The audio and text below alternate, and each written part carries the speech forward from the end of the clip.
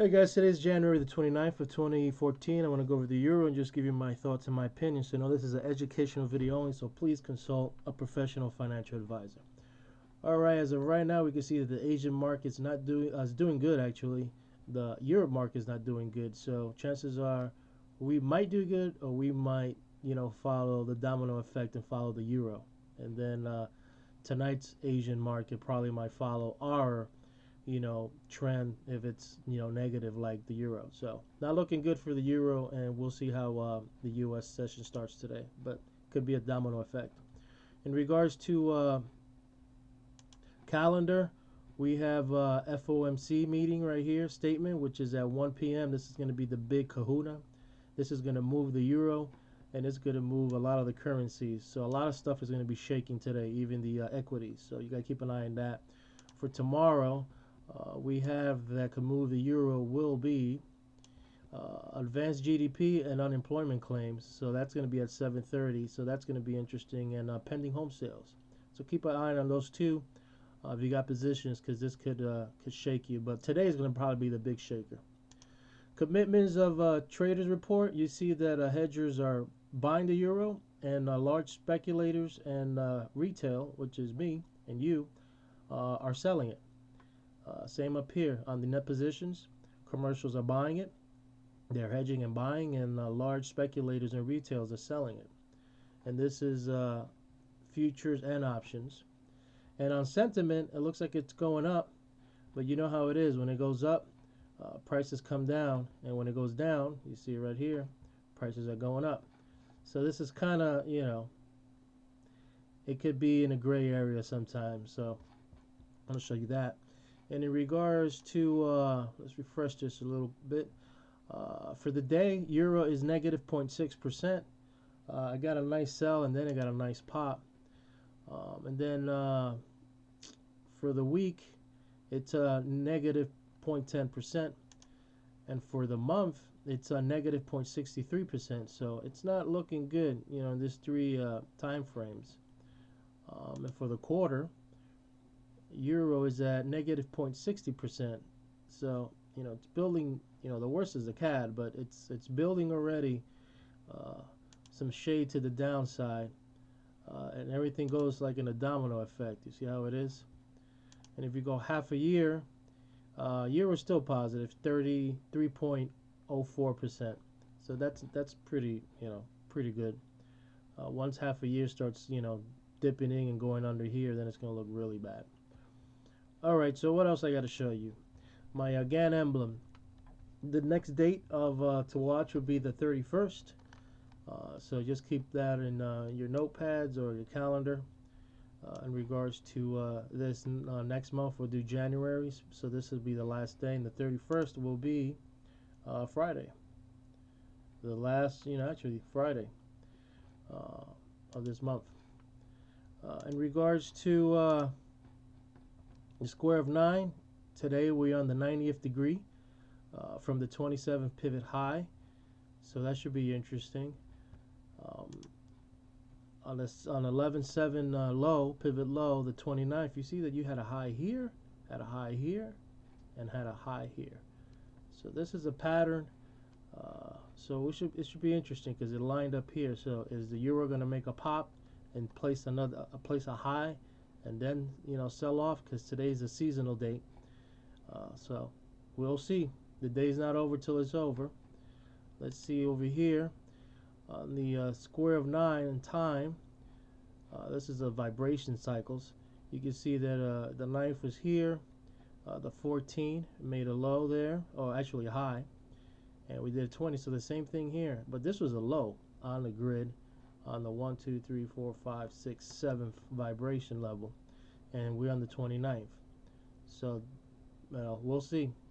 It made a low today. Probably could just shoot higher now, but not a low in regards to like knocking out the 3506 low. But we'll see. Just wanted to show you the stuff I see, and this kind of the patterns I try to find on the euro. And I think that's it. Let's go into the charts. I think I covered everything I wanted to show you. Okay, so we start with the GAN swing chart as of right now is showing that it's to the downside. I must have turned overnight or today, and today's the seasonal day. You know, I normally leave them on, but I want to, you know, kind of make some space for the chart so you can see stuff.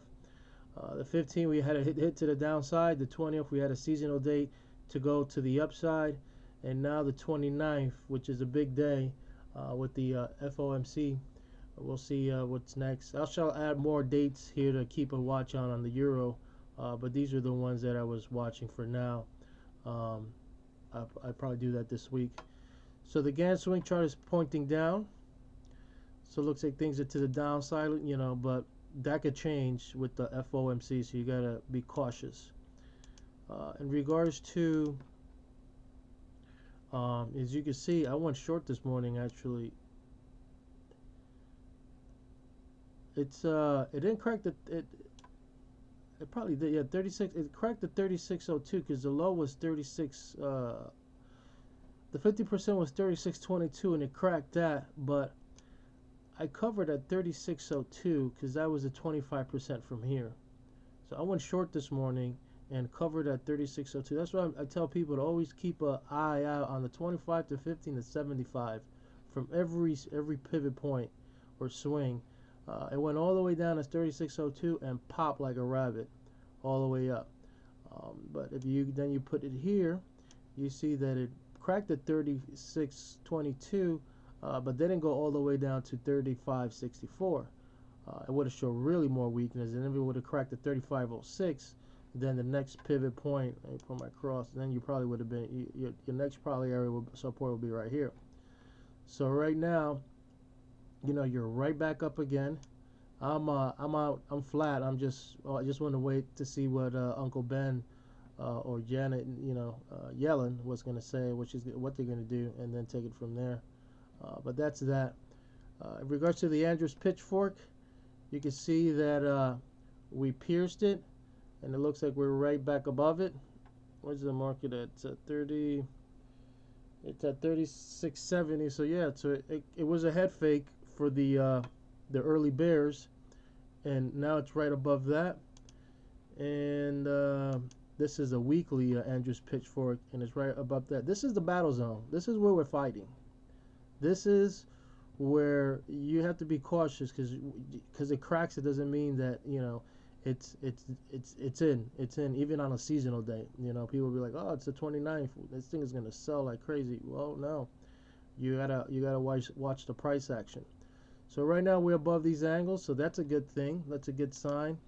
I think that's it. And price retracement wise, you got the 35.95. Yeah, so that's not really not much. It's right back into the chopness, into the chop zone. And right now price is at 36.68. So you got a lot to retrace if it wants to go higher.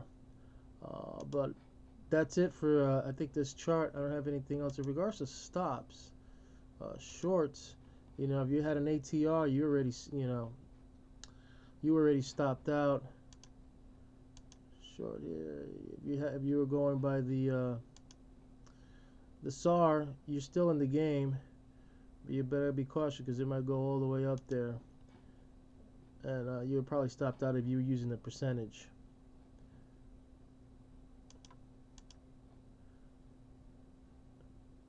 And if you're long, you're just trailing your stop. So I kind of keep these. I take them off. Sometimes it gets cluttered, but I just want to see where people are at and where things are, you know, flowing in regards to stops and positions and whatnot.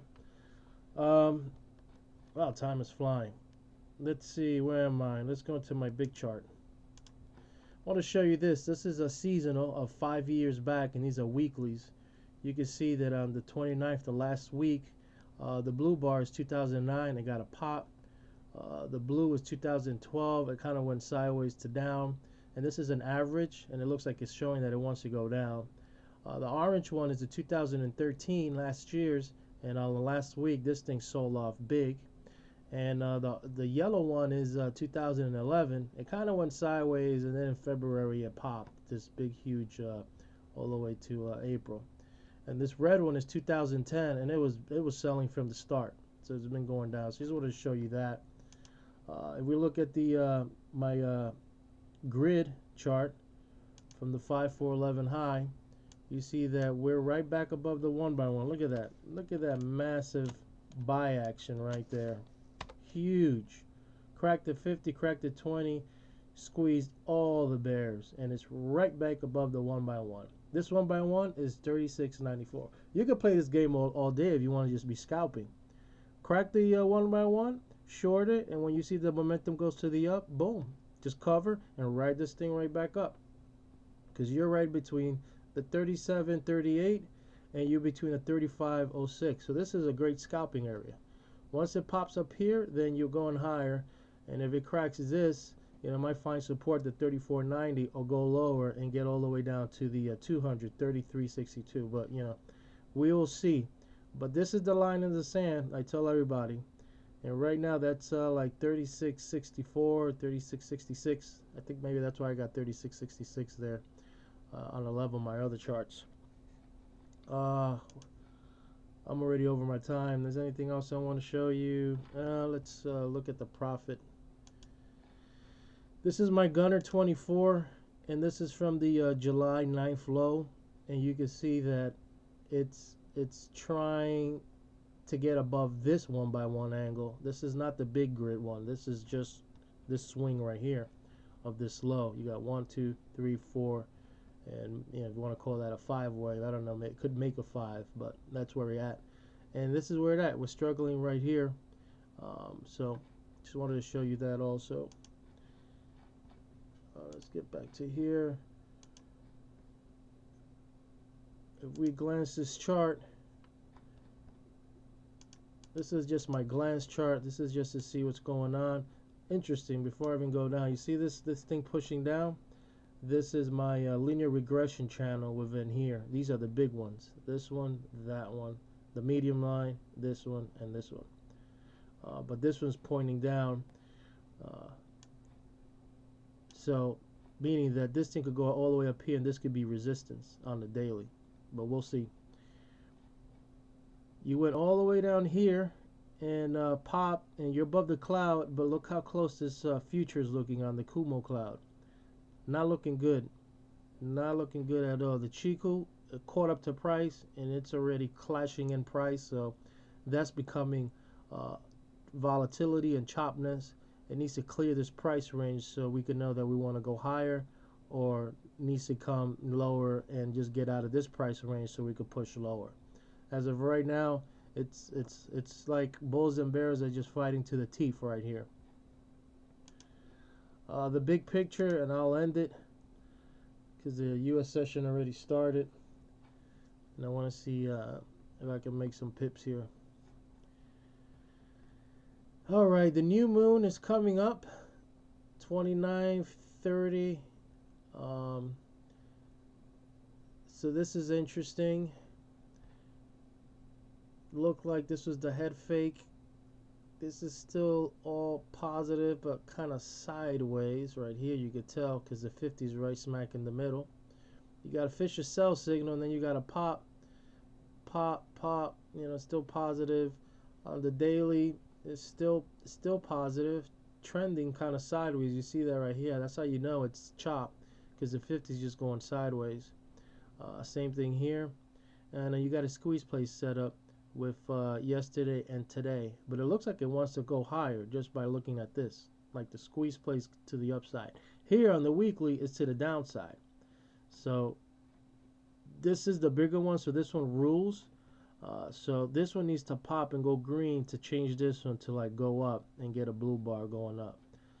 If not, this thing looks like it wants to go down. And you're in the chop grid right here. From here, 37.38 or whatever that is, mobile ends is at 37.08, all the way to the 20 of the weekly, 36.06. That's your chop scalping range, and its price is still hovering around there. Still positive, mixed though. I'm not gonna say it's all positive. You know, this is down, this is negative. You know, it's still mixed. And the monthly, you know, hasn't changed. Still the same thing. Hope this helps, and watch out. 1 o'clock is gonna be rock and roll.